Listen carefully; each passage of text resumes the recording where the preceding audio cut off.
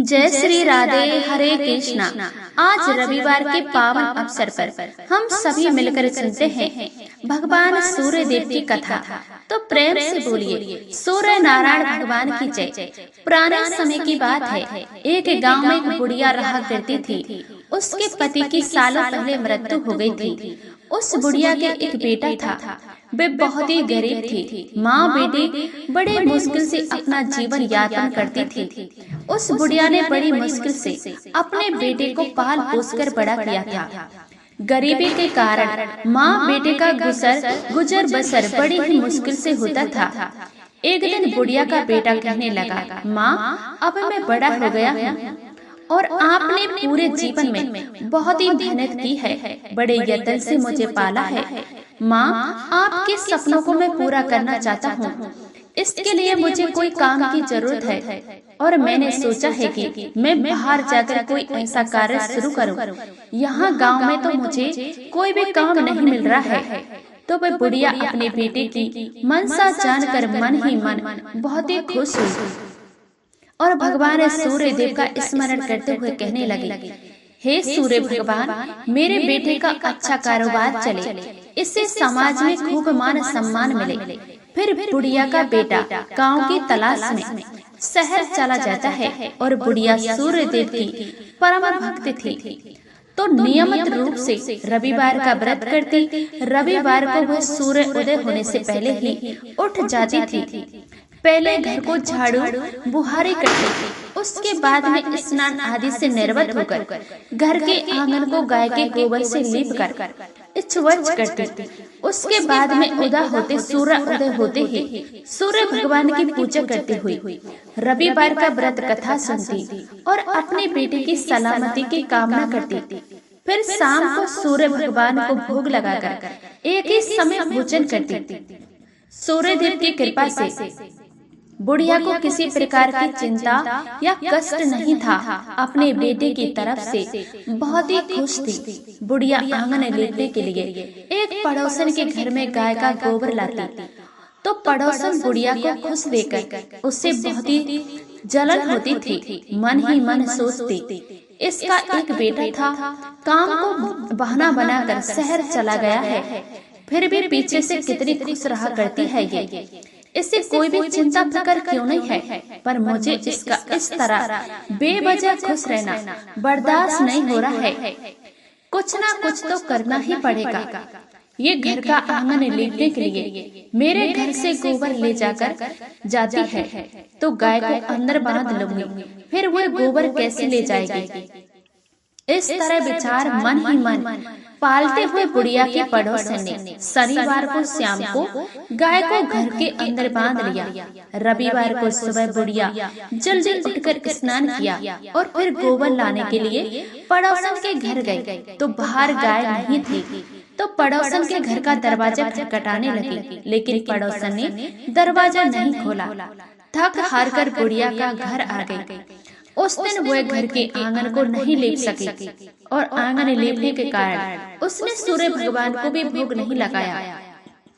सुबह भोजन किया, सूर्य देव का स्मरण करती हुई सूर्य अस्त होने पर भूखी प्यासी सो गई। तो बुढ़िया की श्रद्धा भक्ति देखकर सूर्य बहुत ही प्रसन्न हुए और बुढ़िया माई को इस वर में दर्शन देकर कहने लगे, हे बुढ़िया माई, सो रही है या जाग रही हो। बुढ़िया माँ कहने लगी, महाराज ना तो सोई हुई और ना ही जाग रही हूँ, कहो क्या आज्ञा है। तो सूर्य ने कहा, माई आज तुमने मुझे भोग क्यों नहीं लगाया। बुढ़िया माँ ने बताया, क्या करूँ महाराज, मुझे आज आंगन लीपने के लिए गोबर ही नहीं मिला, इसीलिए मैं आपका भोग नहीं लगा सकी। मुझसे बहुत ही बड़ी गलती हो गई है, आप मुझे क्षमा करें। मेरे प्रण लिया है कि अगले रविवार को घर के आंगन को गाय के गोबर से जरूर लेपूंगी। उसके बाद आपको मैं भोग लगाकर ही भोजन करूंगी। तब तक अन्न और जल का मैं त्याग करती हूँ। तो सूर्य देव ने कहा, बुढ़िया माई, सारी सोच त्याग कर तुम्हारे घर में एक सुंदर सी गाय और बछड़ा खड़ा है। अब मुझे किसी घर की गोबर के लिए नहीं जाना पड़ेगा। इतना कहकर सूर्य भगवान अंतर्ध्यान हो गए। ब्रह्म मुहूर्त का समय बुढ़िया माई की आंख खुली तो उसने देखा उसके घर के आंगन में एक सुंदर सी गाय और बछड़ा खड़ा है। तो वह देखकर हैरान हो गई। जल्दी से उठकर खड़ी हुई और गाय को आंगन में बांधकर उसके लिए चारा लेकर आई। फिर उसे चारा खिलाकर बछड़े को गौ माता का दूध पिलाया और बचा हुआ दूध बाल्टी में निकाल लिया। तो भगवान का चमत्कार देखकर बुढ़िया माँ बहुत ही खुश हुई। दूसरे दिन सुबह बुढ़िया के पड़ोसन ने देखा बुढ़िया के घर में एक बहुत ही सुंदर गाय और बछड़ा बंधा हुआ है। तो वह बहुत ही अधिक जल भर गई। इस बुढ़िया को गाय किसने लाकर दी है? तभी उसका ध्यान अचानक से उसके गाय के गोबर की तरफ गया और वे गोबर सोने का था। उस गाय का ये नियम था कि सुबह सबसे पहले जो गोबर करती वह सोने का होता था। बुढ़िया माँ को पता ही नहीं था। इससे पहले वह पड़ोसन उस गोबर को उठाकर अपने घर ले गई और अपनी गाय का गोबर लाकर वहाँ पर रख दिया। अब बुढ़िया माँ इस बात से अनजान थी। वह 6 दिन तक दूध पीकर ही अपना परम पूर्ण किया और फिर रविवार को सुबह जल्दी उठी, गाय को चारा खिलाया, बछड़े को दूध पिलाया, फिर स्नान करके घर को गाय के गोबर से लेकर बड़े ही प्रेम भाव से सूर्य भगवान की पूजा अर्चना की।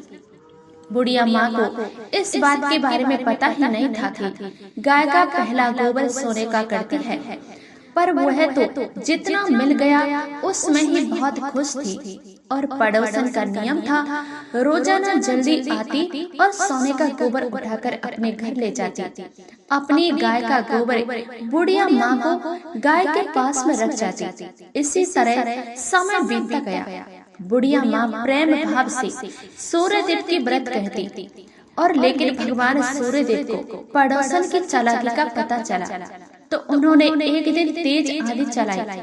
आंधी का प्रकोप देखकर बुढ़िया माँ ने गाय को घर के अंदर बांध दिया। तो जब सुबह उठी तो देखा कि गाय ने तो सोने का गोबर किया है। तो उसे बहुत ही आश्चर्य हुआ। उस दिन के बाद बुढ़िया माई रोजाना गाय को घर के अंदर बांधने लगी और सोने के गोबर से बुढ़िया कुछ ही दिनों में बहुत ही धनवान हो गई। बुढ़िया माँ इस तरह धनवान होता देखकर पड़ोसन बुरी तरह से जल भर गई। उसने एक दिन अपने पति से कहा, बुढ़िया के घर में एक गाय है जो रोजाना सूर्य उदय होने से पहले सोने का गोबर देती है।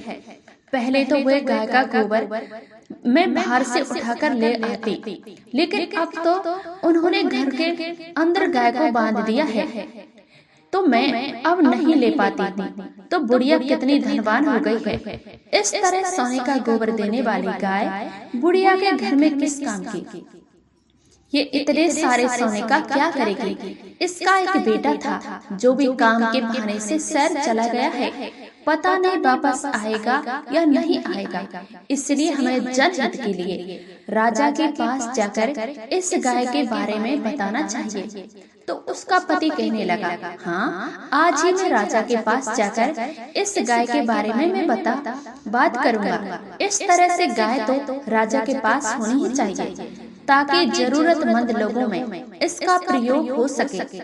इस तरह से विचार करके वह राजा के पास चला गया और जाकर, राजन, हमारे नगर में एक बुढ़िया माई रहती है, उसके पास में एक चमत्कारी गाय है जो रोजाना सूर्य उदय होने से पहले सोने का गोबर करती है।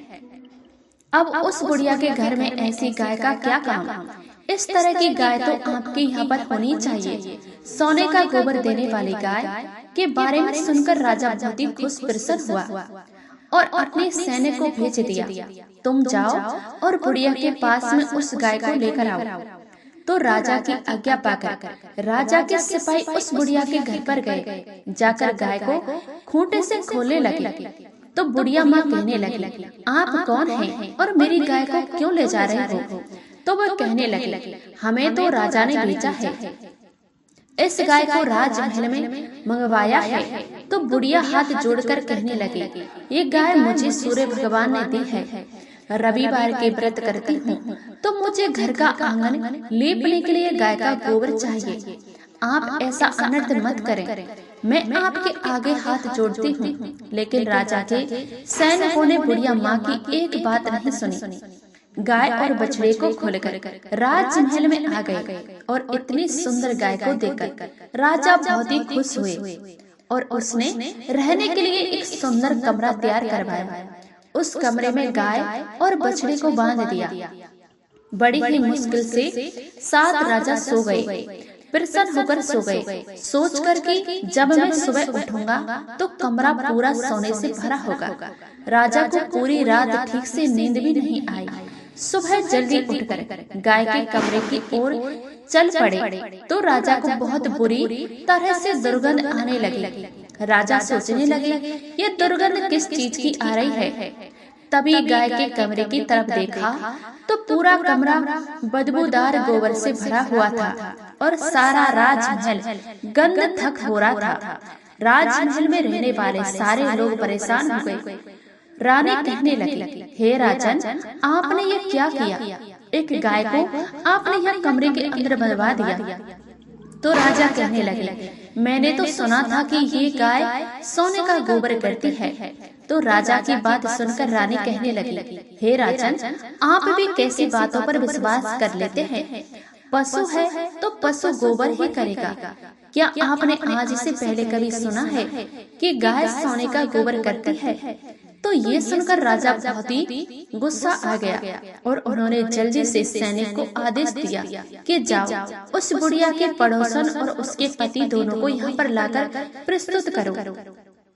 उन्हें इस दुष्टता का भयंकर दंड दिया जाएगा। राजा के सैनिक बुढ़िया के पड़ोसन के उसके पति को लेने के लिए चले आए। पीछे से राजा ने राजमहल की सफाई के आदेश दिए, लेकिन सफाई कर्मी जितना ही उस गोबर को बुहारने की कोशिश करते, वह उससे भी दुगना बढ़ जाता। ये सब देखकर राजा बहुत ही परेशान थे। तभी राजा के सैनिक उस बुढ़िया के पड़ोसन और उसके पति को लेकर आ गए।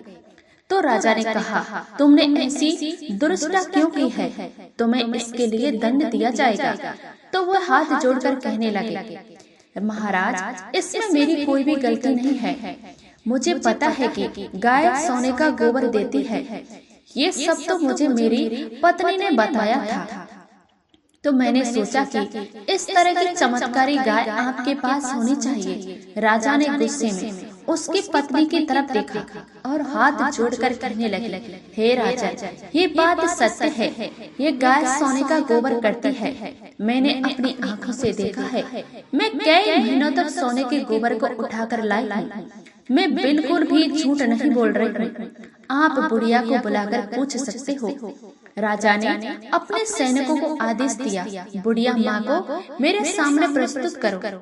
तो राजा आदेश पाकर राजा के सैनिक उस बुढ़िया के पास गए और कहा कि तुम्हें राजा ने राजमहल में बुलवाया है। तो बुढ़िया माँ दिन दुखी हुई आंखों से आंसू बहाते हुए हाथ जोड़कर कहने लगी, आज मेरा रविवार का व्रत है।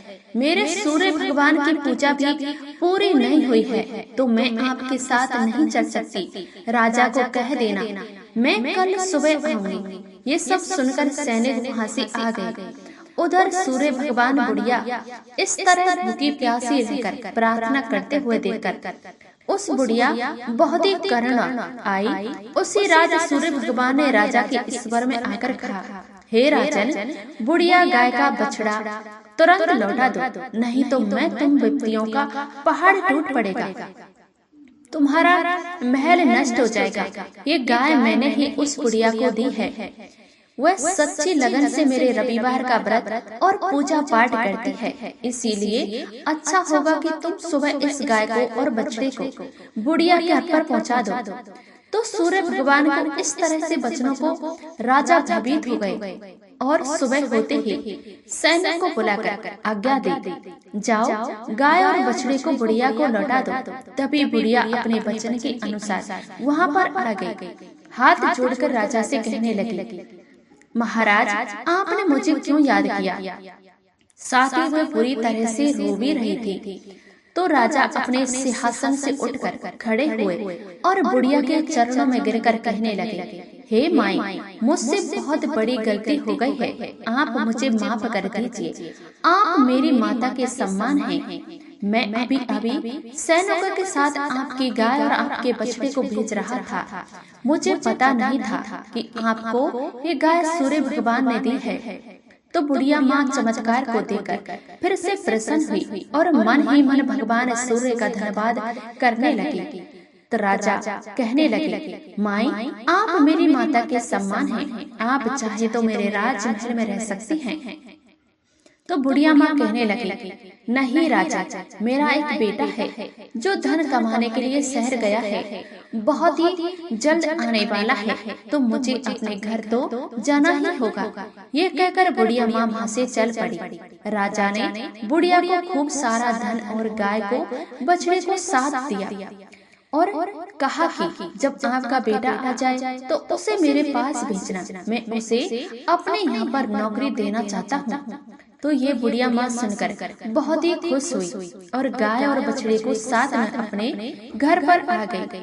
राजा ने उससे अपने पड़ोस के पति और बुलाकर उसकी दुरुस्ता के लिए उन्हें दंड दिया और फिर दूसरे राज्य में घोषणा करवा दी कि सारे स्त्री और पुरुष रविवार का व्रत करें और सूर्य भगवान की पूजा करें। तो राजा का कहना मानकर सारे नगरवासी रविवार के व्रत करने लगे। रविवार का व्रत करने से सूर्य भगवान की कृपा हुई तो सभी लोगों में धन्यवाद भर गए। पूरे राज्य और खुशहाली छा गई। सारे स्त्री पुरुष खुशी खुशी जीवन यापन करने लगे। सभी लोगों के सारे कष्ट दूर हो गए और बुढ़िया माँ ने सूर्य भगवान की प्रार्थना की, भगवान आपका दिया सब कुछ है, मैं चाहती हूँ कि जल्द ही मेरा बेटा मेरे घर आ जाए। जब से गया है मुझे उसकी कोई भी खबर नहीं है। मुझे दिन रात यही चिंता सताती है कि ना जाने वह कहाँ होगा, किस हाल में होगा, उसे कोई कार्य मिला है या नहीं मिला है। हे सूर्य भगवान, आपका दिया सब कुछ है, अब आप ऐसी कृपया करें कि अब जल्द से घर आ जाए। तो थोड़ी ही देर के बाद में बुढ़िया का बेटा धन कमाकर लौट कर आ गया। बेटे को वापस आया देखकर बुढ़िया माँ बहुत ही खुश हुई। फिर अच्छा सा रिश्ता देकर अपने बेटे का विवाह कर दिया। 10वें दिन महीने में बुढ़िया ने बहुत ही सुंदर बहू को पुत्र हुआ। इस तरह बुढ़िया सूर्य भगवान के व्रत और पूजा पाठ से सुखी और संपन्न हो गई। अपने जीवन के समस्त सुखों को भोग कर करती हुई अंत में मोक्ष को धाम को गई। हे सूर्य भगवान, आपने जिस तरह बुढ़िया माँ को धन, वैभव, सम्मान, मान सम्मान और परिवार का सुख दिया, उसी तरह सबको देना। जो भी आपका व्रत करे, पूजा पाठ करे, आपकी कथा को कहे, सुने या सुनाए, फिर होकार भरे, उसकी सारी मनोकामना पूर्ण करना। प्रेम से बोलिए सूर्य देवता की जय। प्रिय भक्तजनों, आपको कथा कैसी लगी? अच्छी लगे तो वीडियो को लाइक करके चैनल को सब्सक्राइब जरूर कीजिएगा। आपकी सूर्य भगवान हर इच्छा पूरी करे, मैं यही प्रार्थना करती हूँ।